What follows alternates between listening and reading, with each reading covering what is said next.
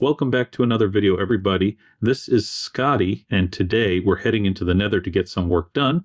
But before we dive into that, let me show you what's been happening back at the base.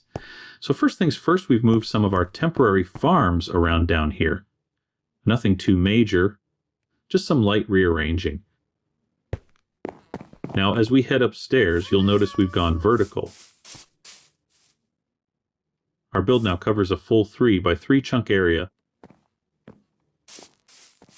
And the goal is to fit most of our farms inside this building. Of course, there are a few exceptions, like our mushroom farm back here. This one needs to be outside so the mushrooms can spawn properly. You'll notice we've made a few small changes to it, just some adjustments for now, especially since we don't have any hired help yet. Once we get our worker, we'll go ahead and redesign this section to make it more cleaner.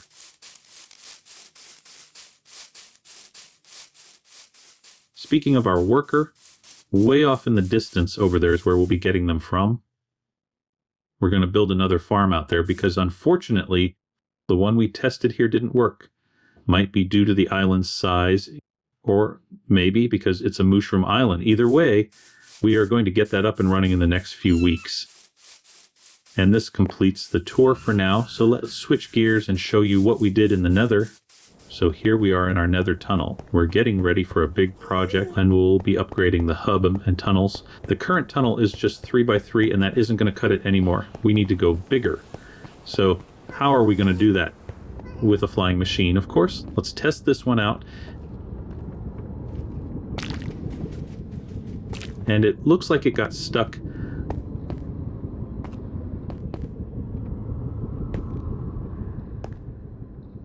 Here is the issue. This block is catching on the outside wall. Let's break that block. There we go, it is moving again. Looks like we spoke too soon.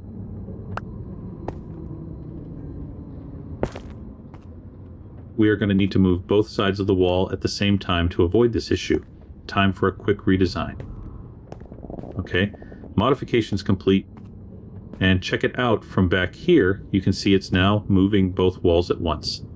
This should allow it to keep progressing without getting caught. With that said, we'll need to do some pre-tunnel work because it's still getting stuck in some places like this. Let's prep the tunnel real quick. And there it goes, working smoothly now, except for one small issue. We can't get in front of it to stop it. But don't worry, we've got a stopper in place at the end of the tunnel.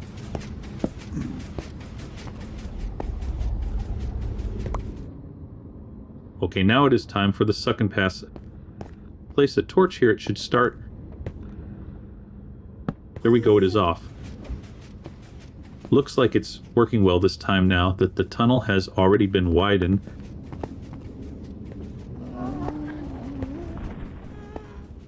Just doing a small upgrade before continuing on down the tunnel. And now it's handling both sides, which should save us a ton of time. This is much safer than manually breaking and replacing all those blocks. Well, we will definitely need to install a roof soon though. This tunnel is not safe right now.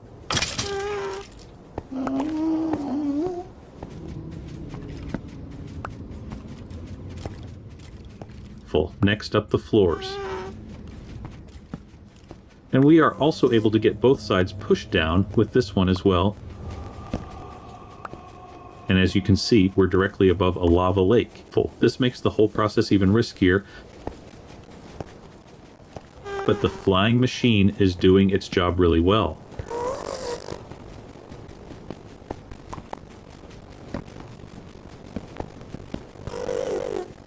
We've started laying out the final tunnel design, although we still need to move more blocks down. But overall, things are looking solid. We've got a good system going here.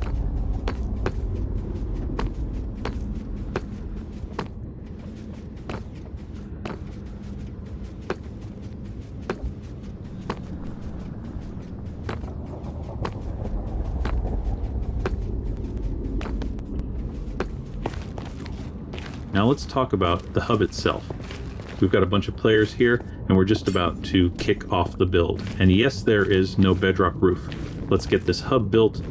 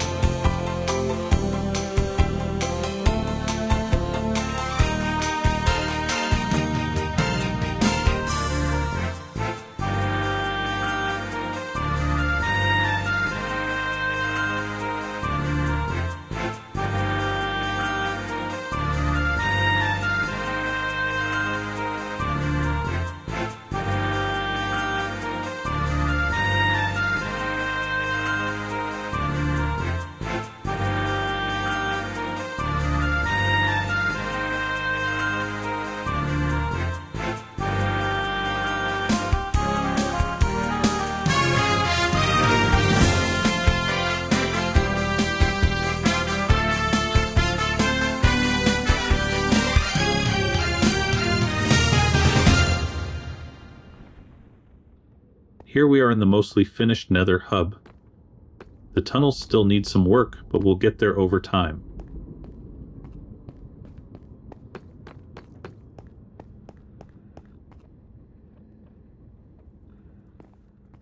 You might notice we've got some iron golems up top, keeping the piece or something like that up there.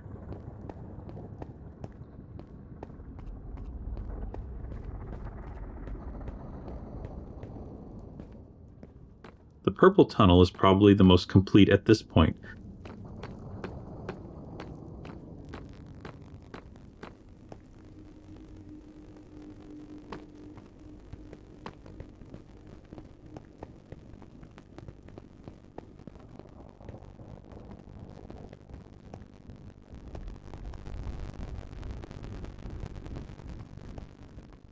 The orange one still needs some love. But overall, the place is really coming together.